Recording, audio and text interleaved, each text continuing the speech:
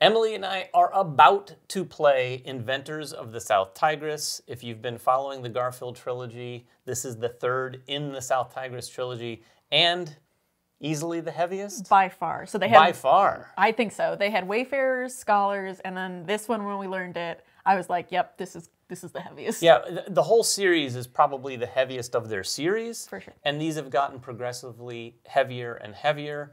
The good news is, kind of like Scholars, maybe a little less so, the theme and the flow of the game in this kind of helps because we are inventors. We're going to give you a brief description. And if you came here for a how to play, you can stay and watch, but you're not going to get a thorough how to play. We are going to discuss that as we play for the most part. But as you can see out here on the board, we've got it kind of set up in an interesting manner. My player board's off screen. That's mostly so I can cheat. Yeah, okay, David. We've got Emily's here, so when we're going to be demonstrating things going on the player board, we'll try to do it on her turns. I might put up some visuals of mine in a different format. But the rest of everything you see here is the main board, which has a lot going on. And then this area down here, which is sort of the core flow of this game. Yep. This is where we're going to be inventing. We're going to be using these tiles to add cards to invent. Then we're going to be building those inventions. And then once they're built and potentially published, which is the next part, we can actually test those inventions. them. Testing them is going to allow you to interact with the inventions that are already built and or published. And then, like I said, finally, any of the built ones can be published. Those are three of the main actions, or really the three main actions you can take in the game. But that doesn't mean that's all you're going to be able to take in the game. No, because you also see, like you said, the main board is pretty large. We have influence again, like we do in any of the other games. And that's going to allow us to do different kinds of actions where we can get some colored dice or we can do research along the river. We're going to be going up this river to kind of spread our inventions across. And as we do that, we'll get things that we get to put in our workshop. Our workshop is going to be like a little engine where we can place it and do better and better things as we get more along it. Or as those go away, we can get research tiles, which are going to allow us to actually do things ongoing. Yeah, so that is effectively the 30,000 feet perspective. To let you know exactly what you're going to be doing on your turn, you're going to be doing one of four things. The first thing is you're going to place 1 or 2 dice on any of these camel spaces. Yep. I'll point them to Emily's board. And when you do that, that's what allows you to take those main actions. Across the top of your board, you're going to see invent, build, test, and publish. And when you take those actions, you have basically at the beginning of the game 3 options to take those actions during any given round.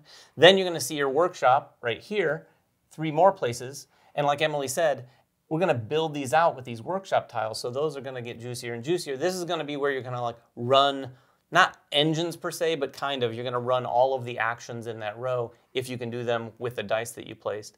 And then finally, you can place workers out here and take some of those core actions. Yep. These are the actions that kind of help you get the other things done. Yes. This is not the main crux of the game, but you're going to have to go there, spend some of your influence in those 3 areas to do a few things here and there. And then, truly, finally, you're going to pass or rest. We each have tents. We're going to be playing the sort of abridged version of the game. This is effectively 3 rounds. It's like the jump start It version. is the jump start. It's the prelude version of this game. When you pass or rest, you're going to take the leftmost tent off of your player board and place it into one of these rest actions.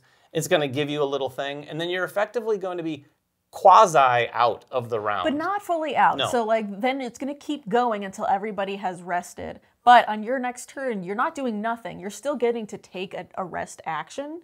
And so if you have stuff left over, you're going to get a little bit of bonus. Yep. There's going to be stuff you can still do. So you might not wait till you're completely out of options to rest. You might rest early, and just so you can do some of the rest things. Yeah, unlike the other games in the South Tigris, or at least one of them, you're not going to get completely out of sync with other players. No. You might get a little out of sync, but by the end of the round, everyone will sync back up before the next round. So with all that said, we're going to go ahead and get started. We determined that Emily was going to be the first player. Woo. We're going to play probably until both of us rest, and it should give you a good idea of all the different things we can get done, unless we're awful at playing. But we're going to try to do that.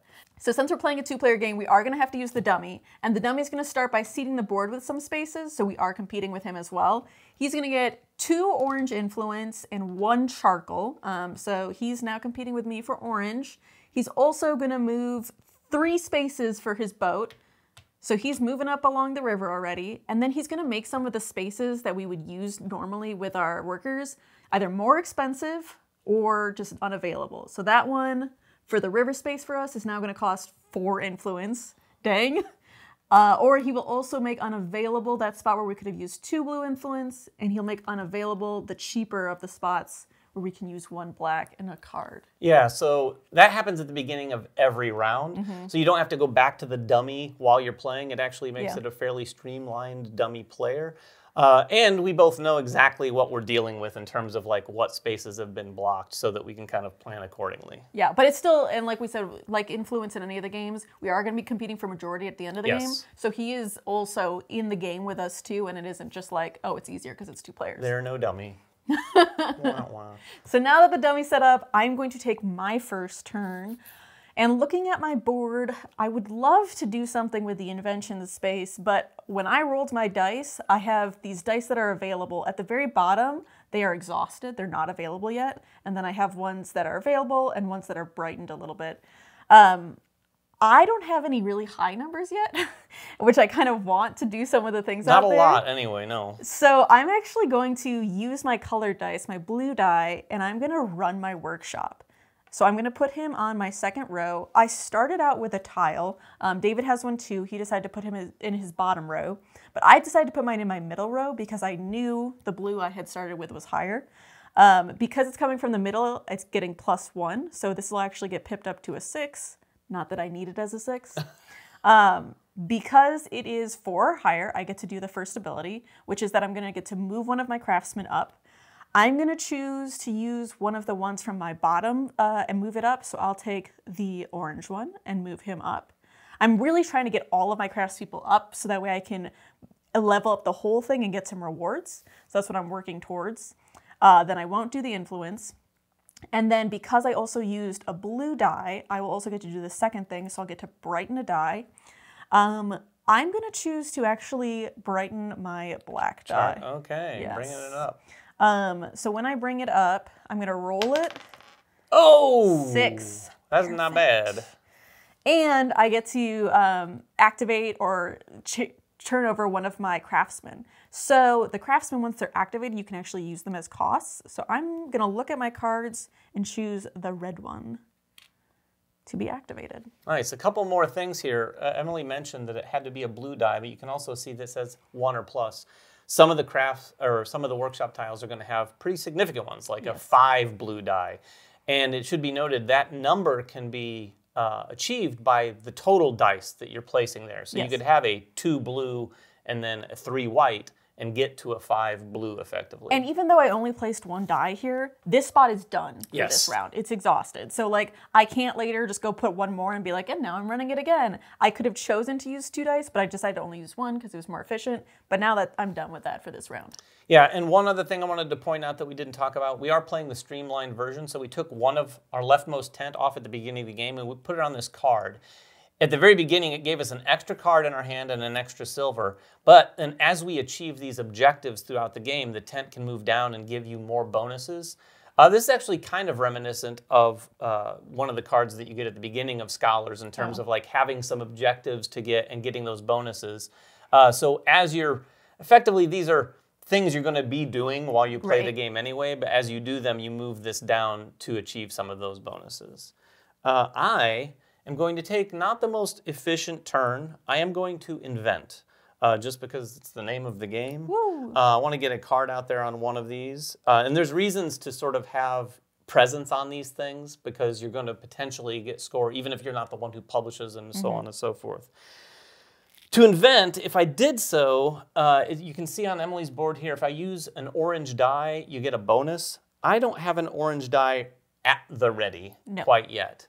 But I do have a 6, and I'm going to interact with this invention right here, which is a horse-powered something. What's it going to be? I have to pay this cost, so I'm going to use this 6 die up on one of my camels to invent, and then I have to discard 2 cards, so I only have 3, so I'm discarding the other 2 to make the horse-powered statue. Nice. The horse-powered statue. When you play it, you're going to lay it right there. It's going to cover up the cost, so that's no longer the cost to build it. And then you're going to look at these 3 influences and see what you matched up. this was a yellow, black, blue on the horse-powered. The statue was a black, black, blue. So I matched up 2 of those. Nice. That's the best So I you can get do. an influence. Yes, you can't get 3. It's not possible. I've looked through all the cards. So I'm going to get one in blue and in charcoal. So that's the thing I do. And I'm going to cover this space up. But first, I'm going to take this bonus by going up this track right here. So you get a royalty.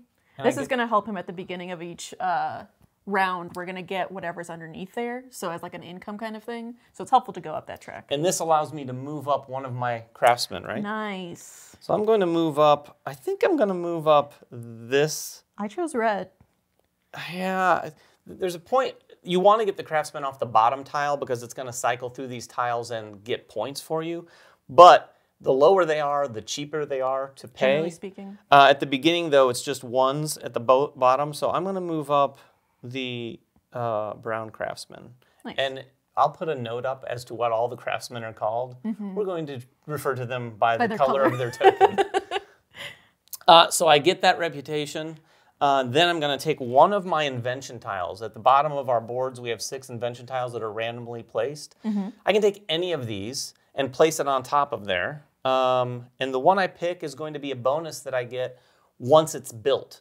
If I build it or if someone else builds it. Yep. So I'm going to take that into consideration. And I think I'm going to, but that's going to be very attractive for you. It's kind of a double-edged sword, right? It is. So I'm going to place this right here. And what does that one do?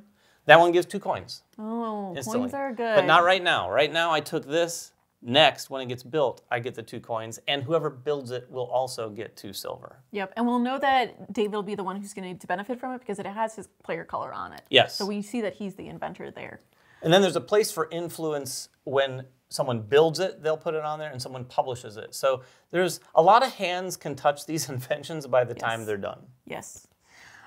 That's my turn. So for my turn, I'm going to actually use the one that you took, and because you put something juicy out there, I want to try to actually build that invention. But the thing is that I don't have the blue craftsman ready. I have the black and the red, and I have 3 coins. But I need to figure out a way to get that blue. And luckily, because I just brightened that black die, I think I have a solution for it. Okay. So I'm going to use my 6 on the black and one of the white ones. So that'll get me 7 in my camel spaces, which is what I need to achieve for that. And because I'm using a black die, it also allows me to activate one of my craftsmen. So I just so happen to want to activate the blue craftsman. Nice. And then he is now active. So now I can pay. I will pay 1 coin for the black. And when I pay these, they also move up. So he's going to move up 1. I'll pay 1 for the blue. He's going to move up. I'll pay 1 for the red. And she's going to move up. Wow. Yeah, that was a lot going on. But now I have no money. So No money. That was a big turn, though. And so a few things happen with this tile. This is going to move over here. Yes. Into the built column. And it should be noted there can be no more than 4 of these tiles in any one column except for the publish area. That can go crazy. Yes. By the time we're done with this and we come back, you might see her player board moved if we've done our job. We've done a ton, sure. And then I'm going to mark it to remember that I was the one who built it. I'm going to put my influence on the built spot. That means at the end of the game, if it stays in this row, I'm going to get points depending on how much this gets tested out.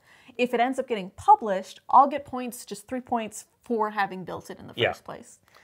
And you can note here, this is the cost that she had paid if that wasn't clear. She had to pay those specific craftsmen, and she had to use dice equaling 7 or more, which she did. You saw all of that. So that's what got this built in the first place. Then my tile is going to bump up and flip over. But before we do that, both of us are going to take this bonus. So you're 2 coins, money. 2 back. Which is good because I need it. And I get 2, so I'm like now Scrooge. you're rich. I'm Scrooge McDuck over here. Yeah. Then this is going to flip and have the new cost. So now this is the new cost that must be paid to take a built invention and publish it. Yes. What's important about it here too is that because David was the original inventor, when this gets published, it's actually going to cost a coin to David. Yes. As opposed to like the one we started with just costs a coin to the bank. So it is helpful to be the inventor because you're getting some of these things along the way. And the reason we're doing all of this is obviously when they're published, there's going to be some points to be scored at the end of the game. And that's down here and variable depending on the card that you played here. This is going to be based on the number of blue and orange die you have, and it's going to get you variable number of points for the people who published it and the people who built it. And if you're the person who did both, you get score it twice. You get it twice. Yes. So I'm wondering whether you're going to be eyeing that to publish. Well, maybe, but I know now that I have a direction. I'm like, I need to get pairs of blue and orange dice. I have one right now, but I might get rid of it at some point to test things, so I know where I'm headed. All right, my turn? Yes. So ultimately, I really want to get some workshop tiles. These workshop tiles are going to go on your player board, and then when you take those actions, you can do a lot of things. I think in our first game of this, no one really did that too much. And there's a lot of space here to do it, so I feel like we may have not played the most efficient game in that respect. But before I do that, there's a few ways to do that. You can go to spaces to move your boat up. You can test things to move up. I'm not exactly in a position to test, so like Emily, I am actually going to run one of my current workshops. You mean you don't want to take the super expensive action to move your boat one space and use influence you don't even have? No, like if you're playing against the dummy player and he juices a section up, it feels like you're just no one's going there. It's almost the same as an X. It's blocking, unless you really, really need to go there. Right. But I'm not going to do that. There's other ways I can do it. So I'm going to use some dice on my workshop. My bottom workshop is going to innately let me brighten a couple die, pip one of them up, and then I have a tile that will affect sort of the rest phase and make it a little better for me, but it requires a blue die. So I'm going to use my blue 4 over there all by itself. And then you're meeting the conditions because you're one or more. Meeting the conditions of and you can do these in any order, by the way. You don't have to do them left to right, and that is incredibly helpful as you play the game because you're able to massage the whole system. And they're considered different tasks. So like you can do one that will help you with the next and will help you with the next depending on what you get. As long as you get the tiles. Right. But in this case, mine isn't really an action, my tile, as much as it is a status effect. Yes. So I'm going to just do this action, brighten a couple die. I'm going to brighten my orange die. Come into play. And, ooh. You could also brighten, I think I'm going to brighten my orange die and my charcoal die. So I'm moving my charcoal die up to the second section, and you can see that it's going to trigger a bonus. When it's over in your study, and only the colored dice will be over there, you move them up and you can get bonuses. When you brighten a die, an option is to move it from your study over into this corresponding area where it's actually usable. So I'm going to move this charcoal one up and get a couple bonuses throughout this first round. And it's going to give you a coin, which you need? Yeah, I need coins so badly. He'll use them. He will use them. Maybe not. If you watch the channel, you know I'm notorious for like, I have a mountain of coins. Where do I get points? Money is tight in this game, to be clear. You don't usually have this many coins. No, that is true. But whenever I move up a die from the exhausted area into the usable area, you're going to roll it up. A 1! A big 1! We're recording this. I should redo that. I'm going to put that 1 up here. I would never let you. That's an interesting, and that'll come into play a little bit when you see what I'm going to do with it. And then I can pip up a die. You want to pip up that 1?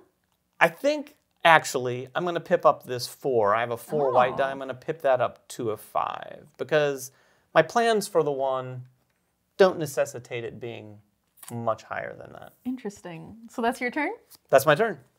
So on my turn, I'm actually going to use one of my workers to do one of the actions in the Orange Palace. So I have 2 influence there. I'm going to use both of them. Oh, right here then? Yes, right there. Oh. Goodbye influence. Purple influence. But, like I said, I have a direction now, and I'm trying to get these orange and blue dice. This is going to allow me to get an orange die. Oh, okay. So that's what I want to do. You go ahead and give me one of those orange dice from the supply. However, usually it would come into my study, and I would get rid of a white die. I already have an orange die here. So instead of going to my study, it's going to go actually into the exhausted. I'm still going to get rid of a white die. Yeah, you always have to get rid of a white die when you get any colored die. This is an interesting thing about this game, and it's noted in the rule book. Yep. You'll generally have 11 die total, period. If you ever find yourself with fewer than that, you've done something wrong. You should have 11 die. Now, there is a point where you're going to get extra die in the game, another white one here and another colored one here. When you do that, those are in addition. Yes. So anywhere from 11 to 13, but for this video, it's probably going to be 11. All right, so I'm going to get rid of one of my exhausted die. You can take this one back. And so now I'm back to my 11. I have the orange die, and it's also going to give me three cards. Yes, wow. I really like this. I have a max of 8 cards I could have. I'm only going to have 6 now. But the nice thing about cards that we haven't really used a lot yet is that they have abilities on them so they can be invented like we've shown, but they can also be discarded at any time to give these abilities. Like this one would flip over the blue craftsman and pip up a die 1. They all pip up a die 1, but then they can flip specific craftsmen or brighten a die. That's going to be really useful, and I just like having that kind of flexibility in my hand in case I need it. Yeah, there's a lot of those little things you can do in this game, and that is where I think the heaviness starts to really build up, is all these little extra things you can do to kind of puzzle out everything you're doing. Not only that, you can also always flip over a craftsman for a silver in a pinch. Now that is a inefficient silver, I would say.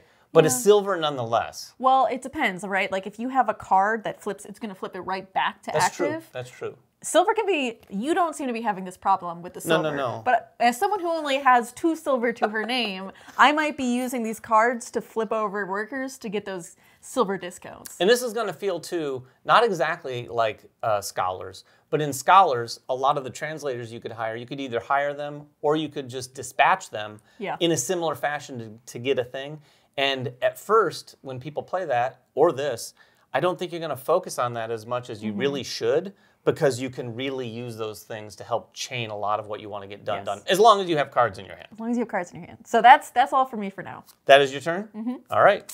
So like I said, I really want to get some workshop things going, so I'm going to move up the river here. One way to do that, in fact, a significant way to do that, is to test. So to test, you're going to take any white die. The pip value doesn't matter. You're going to place it on one of your camel spaces. And you do have to have a camel space. You do have to have a camel space. Yeah, that is something that I think a lot of people might overlook, because you are taking a colored die from your board and putting it out there, and I think some people just think, I'm placing a die. So you use up one of your camel spaces, and then you're going to take a colored die and put it on one of the built or published, which we don't have, inventions. You want to do it on the one that I built? I'm going to do it on, yes, I guess I am doing it on the one you built. That's good for me, because that means I'll get points at the end, so that'll score me 1 point, unless somebody publishes that same one. Right, so I'm going to put it on this orange space right here. When you place a die out here, it's important to note, and this is why I could do it with a 1, the die you place has to be equal to or greater than any other dice that are already placed there. So this is one of those things where, had I had a 6 yellow, I could place it, and then it's very unlikely, not impossible, but very unlikely that anyone's going to test on the black and the blue space if you wanted to do something like that. So this is going to let me move my boat up twice. So I'll move my boat up twice. And then once you stop there, then I get this workshop tile. So this workshop tile is going to go on my board.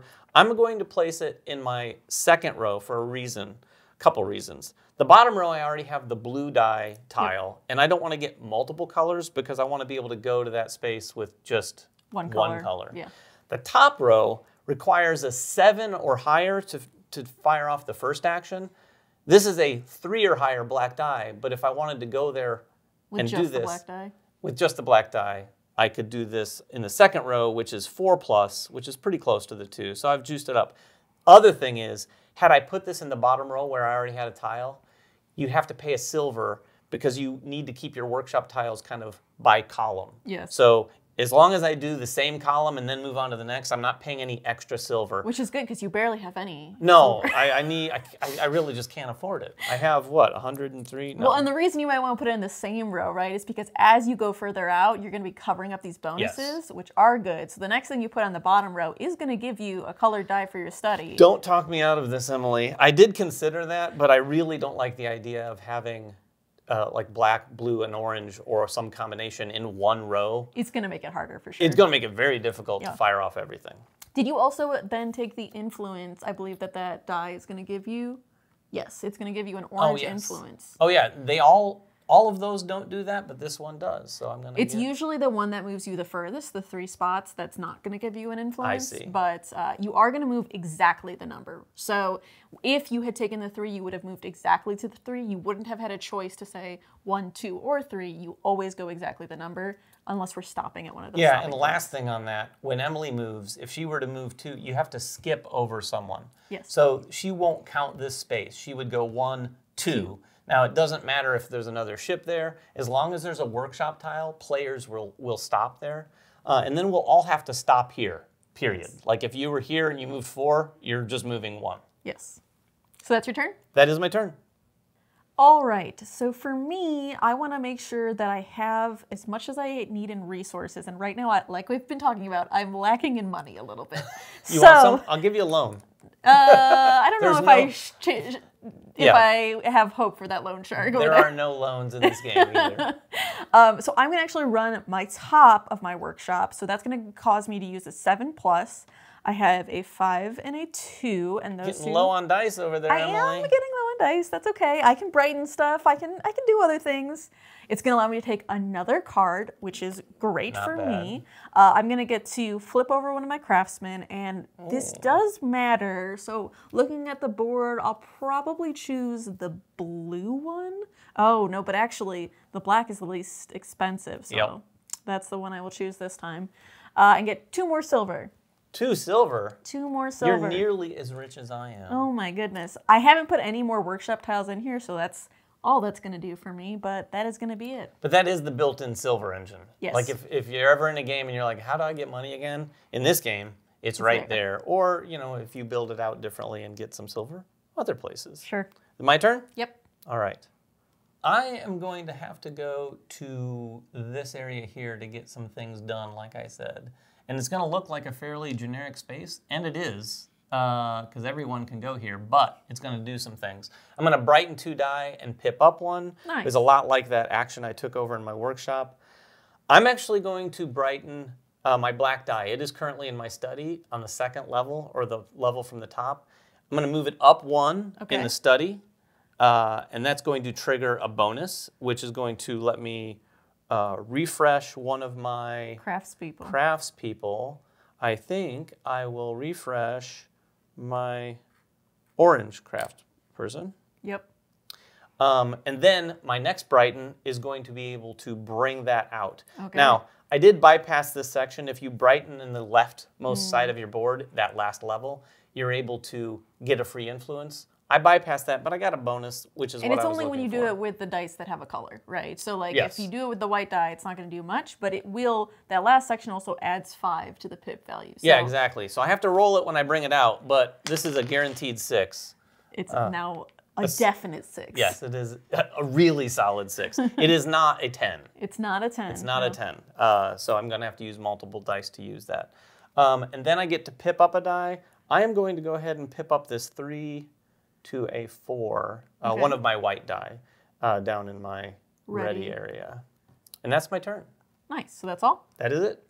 So for my turn, like you said, I'm running low on dice. I have 2 more. Even though I have 2 camel spots open, I really want to see if I could publish this one. Oh, so this one? Yeah, then I could double down on that end condition and just be like, if I can do that well, I could get a ton of points. Well, you already have 2 orange and 1 blue die. Yes, so I'm feeling good about it. But that's not bad. The thing is that to go there, I need to have dice that are up to 8. And right now, I have dice that are up to 6. Which is not great. Well, how are you going to do this? How am I going to do this? Luckily, I have a ton of cards, not more than 8, and 2 of mine allow me to brighten a die and pip up 1. So I'm going to brighten, actually, my orange die, which is going to allow me to get another card. I think perfect. You're going to be the card queen for sure in this game. I just like having the flexibility because this game is very tight. In our first play, we didn't really understand that and use that as well as we could have, but yeah, it's significant. And then this will get pipped up to a 4. And so once this is at a 4, I just need 1 more. I have another card that will also brighten and pip up. And I'm going to brighten again my orange, but I'm going to actually put it into the ready because I do want to be able to use that special where it goes brighten from there to there to get the influence. So I'm going to do the opposite of what you did. A 3. But a 3 with the +1, so it'll be a 4 whenever I decide to use it. So now I got dice. This 4 gets pipped up to a 5. And now I have my 8. Now that I have my 8, I'm going to put them over here on the camel, and I will actually try to publish. So publishing is this last action. I can publish either the one that was set out for us or the one that I did. Like I said, I'm trying to do the one I did so I can double down on it. When I publish, I need the 8. I'm also going to pay a coin to the inventor. I really need it. Here you go, David. Put it in your coffers. There you go. I'm going to use my Scholar Craftsman, so they are going to flip over and go up 1. They cost me 2 silver, so 2 more for the bank. I don't get to keep this? You don't get to keep that.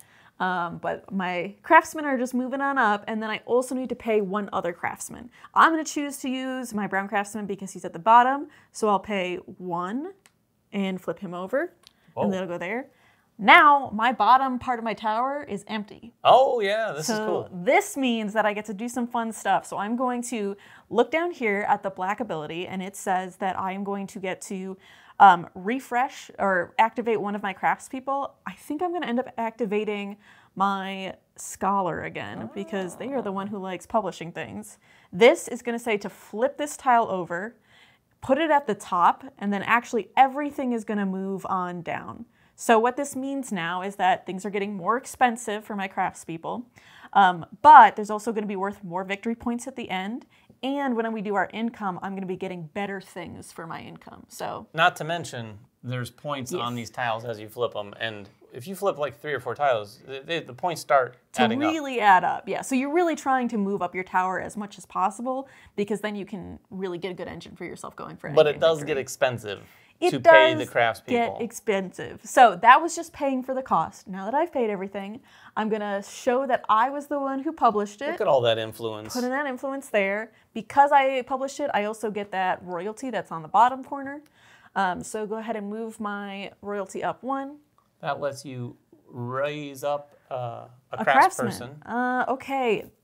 Who do I want to move up? It is going to make it more expensive if I choose one of my bottom ones. Oh, but like that I is said, true. I do just want to keep moving up this tower You as want much to as possible. keep revving that? I really do. All right. So More I think power to you. I think I'm going to move up the brown one because he's not active right now anyway. And that will be my whole turn. So now that I've published it, it's going to be that because I did both built it and published it, I'm only going to get 1 point as the builder. But I'll also, as the publisher, get a point per testing, which is already 1 point. Yep. Thank you, David. And I'll get to do this endgame scoring condition twice. So now, even more, I want to get blue and orange dice. And remember, it can still be tested. So she could test this as well. Now, you are giving up some of those dice that you need for doing this, I'll give up a black die. Yeah, a black die won't really affect that one. But yeah, getting rid of the dice like that is a little bit tricky. I think I'm going to build one of these inventions. Obviously, these don't have inventions on them, so it's gonna be this one. But before I do that, there is one correction we had. When I tested, I used one of my white die. You're supposed to use a die from the main supply to take that action, so I'm putting my 1 back and taking a white die because this is effectively replacing the colored die that you had. The value doesn't really matter for this action, so you just put it there so that you get keep those 11 die for now. But like I said, I'm going to build this guy right here, and because I got my black die at the top, it's a 6. I also have a 5 down here in the ready area, so that's going to give me the 11 I need. So I'm going to put those on your last camel. On my last camel section. To do this build, and I need to pay the brown, the blue, and the orange craftspeople. The brown, the blue, and the orange. Luckily, those are all at 1, so I'm not making a big dent into my piles of silver. Flip them all over and move them up, right? Yep. Haven't quite moved off that bottom space. Not yet. So I've paid this, and this is going to be built. When it comes over here, these are going to move up. Then I'll show you everything that happens one more time. This tile right here is going to flip, but before it does, I'm going to get 2 influence in the charcoal tower. I'm kind of dominating the charcoal tower. You definitely are for now. Don't mean to brag, but I'm kind of bragging. I get those influence. This flips then over to reveal the new cost of publishing this. And finally, I put an influence on the build. You've built. I've built. Nice. I just haven't published. I don't think publishing is in the cards for me this round You should anyway. publish at some point. I will to be in the publish. cards to have points. I will publish. I just don't think I'm going to publish on camera. All right, sounds good. So that's your turn? That is my turn. Oh, it is not exactly all my turn. I used a black die to build, and there's a bonus for using a black die during the build nice. action. I get to refresh or unexhaust one of my craftspeople. There's really nothing to help inform me as to which one. Yeah, usually you can look at the inventions and say, what are they going for? But we don't have any inventions out right now. So I'm going to look at my inventions really quick. Oh. And I'm going to, for reasons, refresh my blacksmith, which is the black token. Interesting, interesting. Interesting, interesting. And if, for those of you who are wondering, I still have 5 silver coins. And I still have none. If money in games were the deciding factor, actually then I probably wouldn't have the money. Then you just get rid of it. Nope, I'd have points instead of money. All right, my turn? Yes. So for my turn, I think I'm going to use my other worker. And I'm going to go back out to the palaces. I have a blue one. Let's go there. This? Yes. Oh, but so I'm going to use one of my blue influence, but I also need a coin. You just spent all your coins. I don't have any coins, but I have a bunch of cards, which is good. Oh. And there's always the ability I can flip one of these. So I think I will flip my blacksmith For a coin? for a coin. Okay. So I can go there. So here's the coin. I'll take the coin. Thank you very much. And then so that uses my influence. I'm just using up all the resources I have. You are, I mean, you're doing more than I'm doing, so it makes sense. Hopefully. So that influence is going to go out of the palace. And I could get a blue die, but actually, I think I'm going to use it to research. Because now that you've taken that workshop tile, there is a free research space where we can do it. And those are pretty cool. So I want to get one early in the game. But you're way back here, and there's additional cost. So you can research on spaces for free that are uncovered that your boat has met or exceeded. You can still do it. It's going to cost you 2 more silver. Do you have cards, card crazy person? I do. Okay, so here's what I'm going to do. I'm going to play this card, which is going to reactivate this craftsperson. Okay. And I get to pip up a die. So Well, that's not bad. yeah, that's good. So this is going to go up to a 4. You're utilizing the cards way better than any of us did. That was kind of like what I was trying to do with this one. I also have one. I'm going to do the same thing, but with blue. So these are good. These This is going to pip this up to a 5. And now now that I've made them active, they're going to both be used to inactivate. You're exhausting them again. Give me a coin. Yes, and a coin for each. So that's 2, and that pays for the 2 coins. All right. Okay, so that's how the person with no money gets things done somehow. And again, that's where the heaviness of this game exists, is because you can get a lot done, but you just have to find the ways to do it. And I couldn't, when I'm doing this discount, I couldn't do it with the same guy over and over again. Right. So I couldn't use like the blue craftsman and just say, flip, flip, flip, flip. I had to use different ones, which is why having that many cards is helpful, because I had a card for the blue, I had a card for the brown, and it's good to have options here. It's a pretty good, and we take 3 of those research tiles off the top of that stack, Well, and we you get- pick one of these. Or it looks like when you get a black die, get a card and refresh I do like my craftsman. And cards. Yes. Oh, there's money. Blue, okay, and I am going again for the blue and the orange dice, so that one seems like a front runner for me right now. What is this one? That one is camel. So when you put dice on your camel spots, they are permanently going to be +2. Oh, that's pretty tasty. So like these 8s, you could go there with a 6 and then single you have die it. and get it. That's not bad. That is very good, but I have to stick with my plan. We got one plan. It's to get the blue and the orange dice. So We're going to that- go for this one. All right, and these just go on the bottom of the research stack. I'm just going to set them off to the side because we're not likely going to get there. All right, and then I get to put my influence on the first spot for it, so that'll give me 3 points at the end of the in game. And then now, so whenever I take a blue die, I'm going to get that card and a coin, which I desperately need. So I am happy with this engine. That is nice. And the way those work is if I do that in the future, I can either do it on an empty space like that, or I could put my influence on there as well so that I also have that same power, but I'm only getting 1 point as opposed to the 3. Right, and right now, we don't have any other empty spaces. Right. So if you wanted to research right now, you would would have to do that Have one. to be that space. So that's why I wanted to jump at that empty space and be like, let me research. That's pretty cool. I think I don't know what I'm going to do next. That's the end of my turn. All right. Oh, and before you take your turn, I actually did this as well, which is why I was thinking about it. So for the streamlined version, you can try to do these different goals in order. One of them is to take 2 of the same of the 3 main actions. I have not done that yet. Or you can get one of the research tiles with the ongoing abilities, like I just did. And so that moves my tent down 1, and I get this ability, so I get a royalty. You're going to go up. It doesn't give you anything quite yet. But when we end the round, at the start of the new round, I'm going to get an additional coin. That is not bad. I do need. And I'm going to get to move my craftsman, move 1 up. I will move you, sir, up 1. Oh. Just 1 more need to move up, and then we're going to do a whole tower again. You've made I won't make that progress, but I will be paying my crafts. I'm very stingy with my money. Yes. So. I'm excited too, because now the next one is going to be to do 3 different actions or to get one of the research on the next section. I'm nowhere near that because my boat has not moved, but I have done 2 of the actions. So if I just invent, then I'll get the next thing. That is true. All right. That's pretty good. So now it's my turn. Now it's actually your turn. Yeah, so I can't interact with any of these anymore because I've used all my camel spaces. I don't really have any place that I want to use my worker. I mean, you have a lot of influence, so you could use your worker for sure. That is true. I might. First, I'm going to run 1 more workshop. I have 3 dice. Although it's a 4, a 2, and a 1. And that middle row, I have that black die tile on there, so I'm not going to utilize that, so it feels like a failure if I do. I'm going to do the top one, but I need a 7. I have a 4 and a 2. That is 6 for those of you who are not good at math. But I'm going to get it on... get it on the card action. I'm going to get it on the card action. All of the cards allow you to pip up 1, so yes. So I'm going to discard this card here, which allows me to refresh my blue craftsperson. Nice. And pip up. So I'm going to pip up that 2 to a 3. Where are you, 3? There you go. Then I'm going to take that action. So I'm going to put my 7 on that top row. Cool. It gives me that action. Yep. I get a card. Mm-hmm. Like the one you just used. I get 2 more coins, Emily.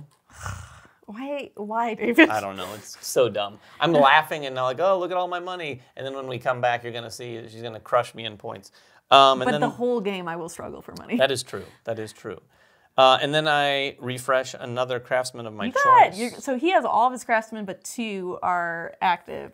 He's going to have some... I think I will refresh my brown craftsman. Nice. I have options for the second round.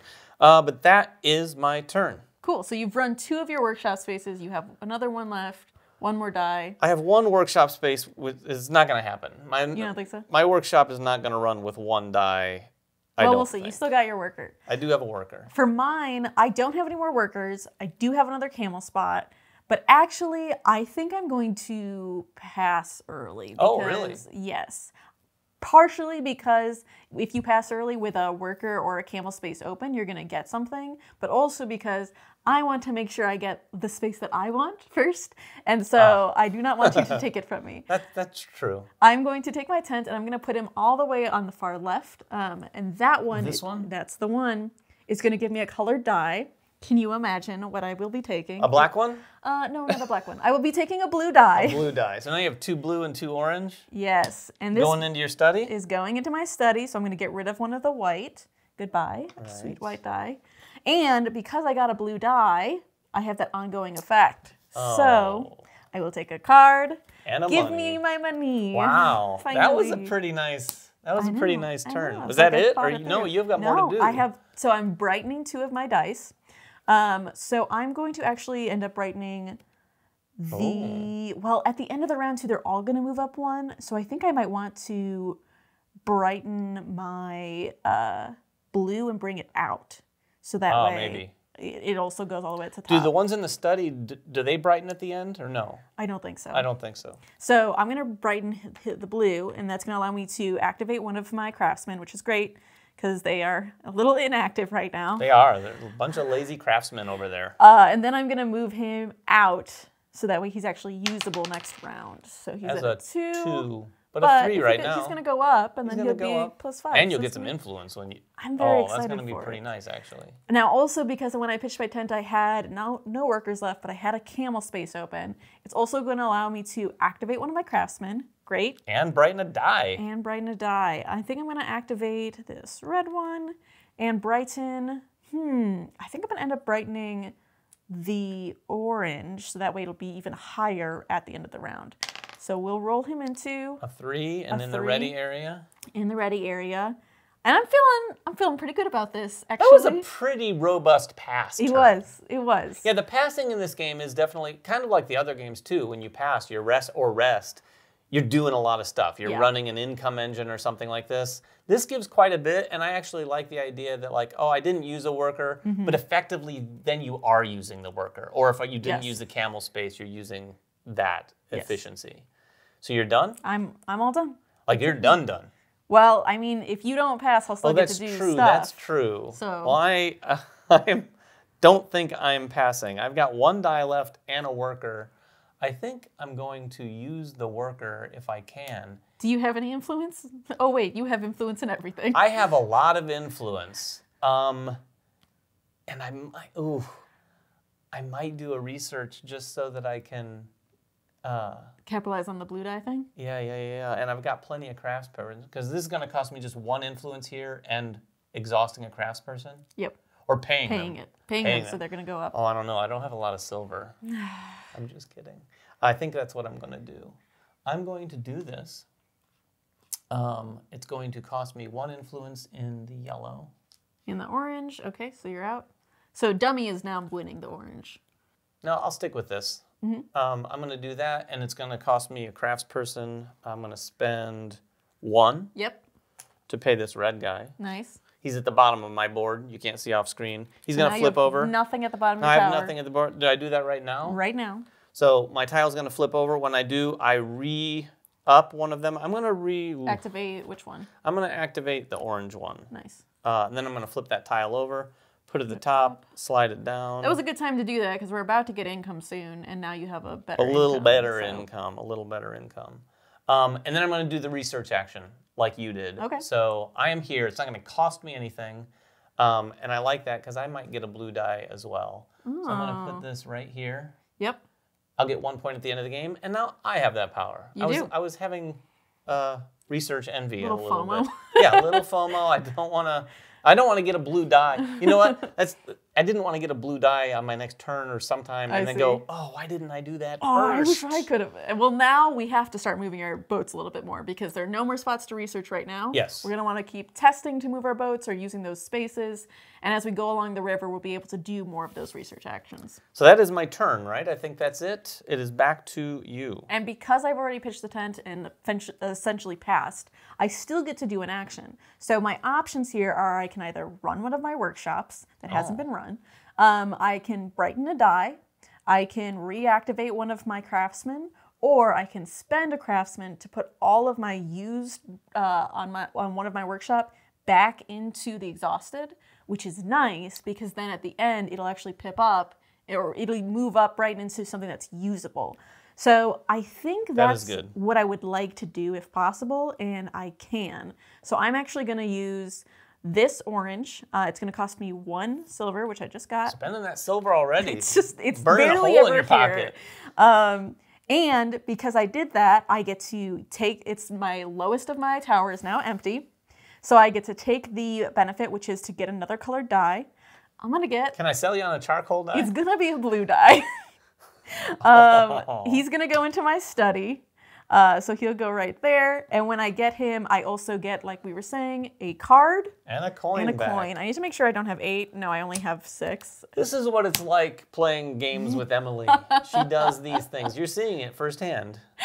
And then this is going to flip, go to the top. And like I was just saying to David, this is good because our income is about to get a little bit better. So because I paid for that, I will also get to take one of these and put it into my exhausted. I'm going to choose to do it with the blue die because I think that the colored dice are more important to me than just having more dice, generally speaking. And that is my turn.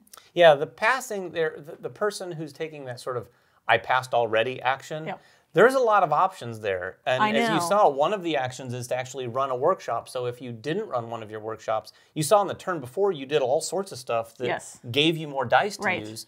You could then go over there Also, run having it. passed first, getting first dibs on whatever you wanted on the bonuses. Exactly.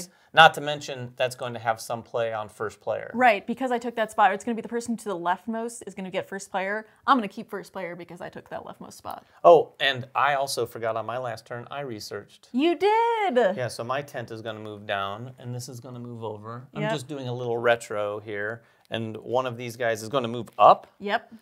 I think I'll move the red guy up. More expensive, huh? He's more expensive, but he's not ready to work anyway, so it's no Okay. big deal.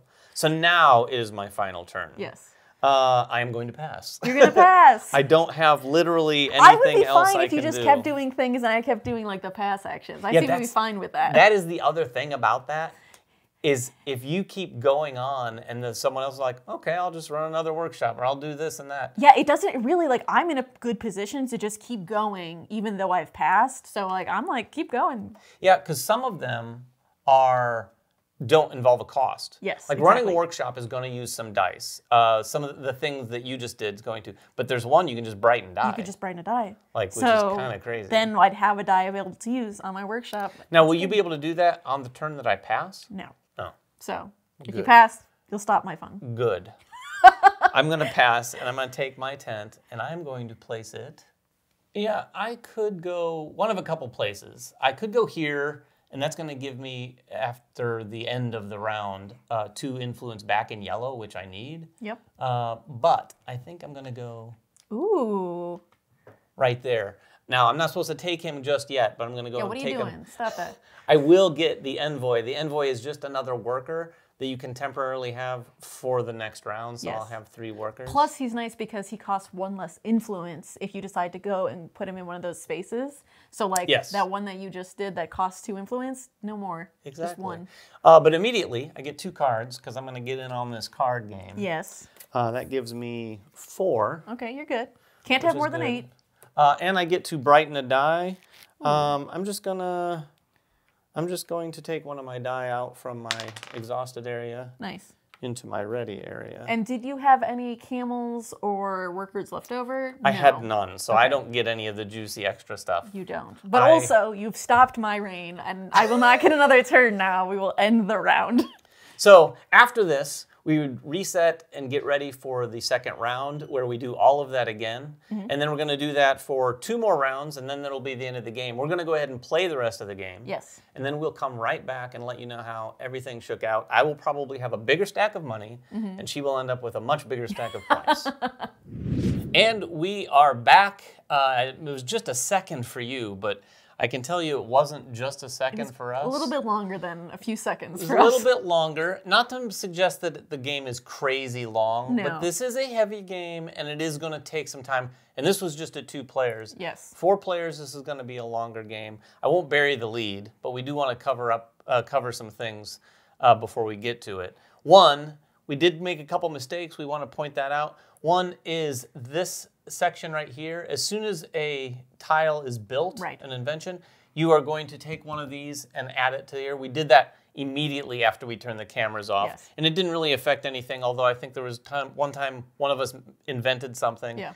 And we might have had different options over here. It's more important in a 4-player game It because is. then you have more options. And it would have been noticed far sooner in a Yes, 4-player yes, yes. game. And the other thing is the tent for the dummy.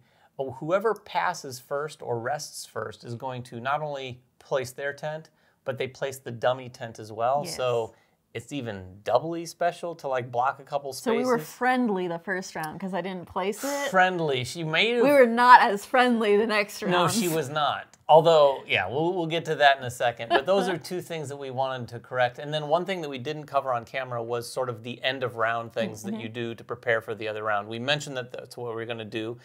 This falls generally into typical cleanup, but there are a couple things that we wanted to talk about for sure. First of all, you move your tents up to the spaces above there. That's going to actually end up giving influence at the end of the game per tent Yep. in these towers.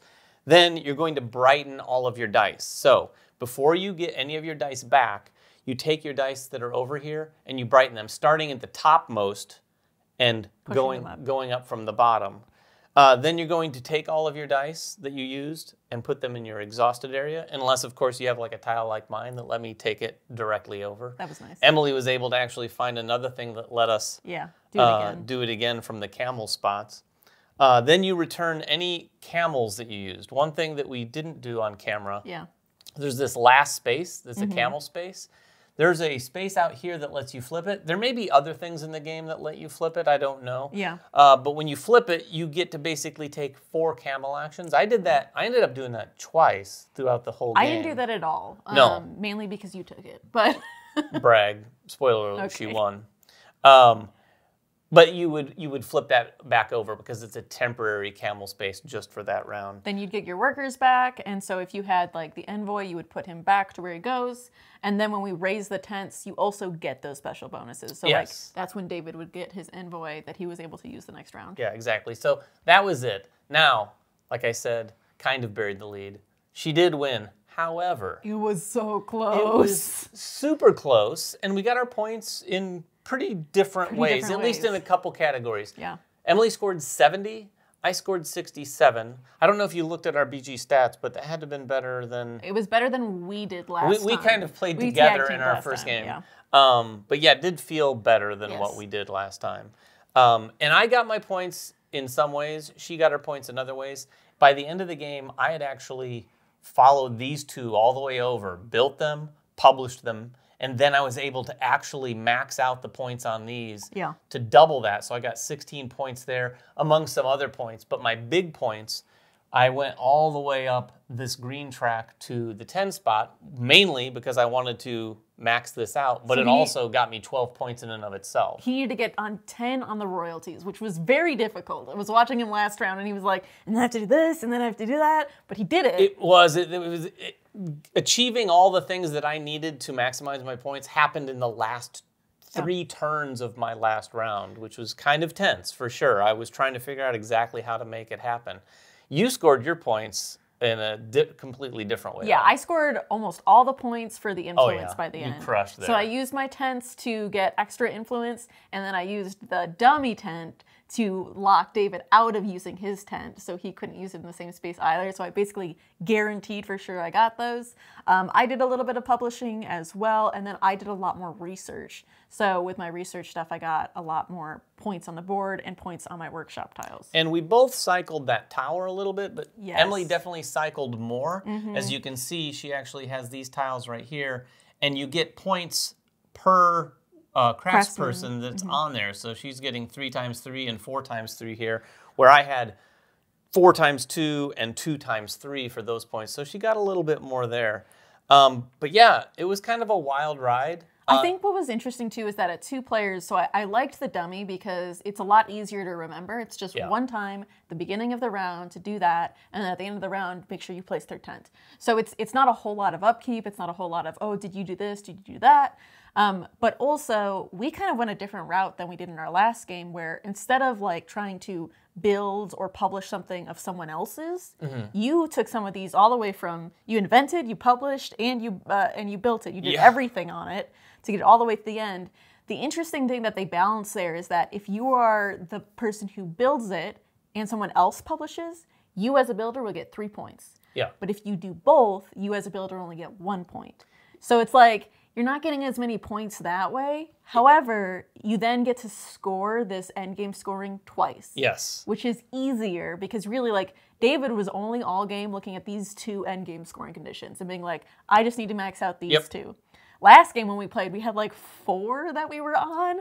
And so it was like, okay, I have a little bit of this, a little bit of that. It's just hard to do anything really well there or to get points across the board when you're not specializing. Yeah, it does take, at least for me, a minute to wrap my head around that concept of kind of wanting to not cooperate, but participate with the other players at the table in that way and calculate kind of how you're going to score the points that way, or just carry everything through all your own, which is generally what I err on the side of doing. I like, it's just like a control freak sort of thing. It's like, I'm just going to do this, no one else bother me, But it is interesting because by the end of the game, and I will say this is going to happen, I think, with most players in this game, the mathing of things out towards the end is 100% there. And there were times where I'm not one to typically do that. And even in this game, I was like trying to consider, is at the very end, is this better than that? Is it going to give me one more point? And then I just like, oh, whatever, I'm just going to do this. Yeah. Because, But you did take a couple extra turns that you didn't have to take, but you were like, I think this gives me one more point. I think this gives me one more point. Emily, this pass, that quasi-pass action, how many times did you do that in the game? Several. Oh, like at least 4. She passed really early, not having done really much anything on my workshop. of the workshop, but she did build out her workshop more than I did. Knowing that I had plenty of dice to do, I was going to try to get as many things in as possible. I knew there was stuff you wanted to do. So I was like, all right, I'll pass, and then I'll just do all my workshop stuff while you're over there. And she did. And that meant that I could put the dummy tent on the spot to like get you out of there. And so it was a lot of control. Yeah, it was so much so in the last round, she was actually running out of things to do. Yeah. Because I was just like, and I'll do this, and I'll do this. Because I kept getting that camel action too, which I think you said you were going to maybe try to get. I would have, yeah. In the last round, I would have tried to get it the turn after you got it, but it's expensive too, so. But that is Inventors of the South Tigris. I know you saw just a portion of the game, but I think we showed just about everything else that the game is doing. But if you have any questions at all, please make them in the comments below. We'll get down there and answer whatever we can. Until next time, make sure everyone has fun at the table, and we'll see you then.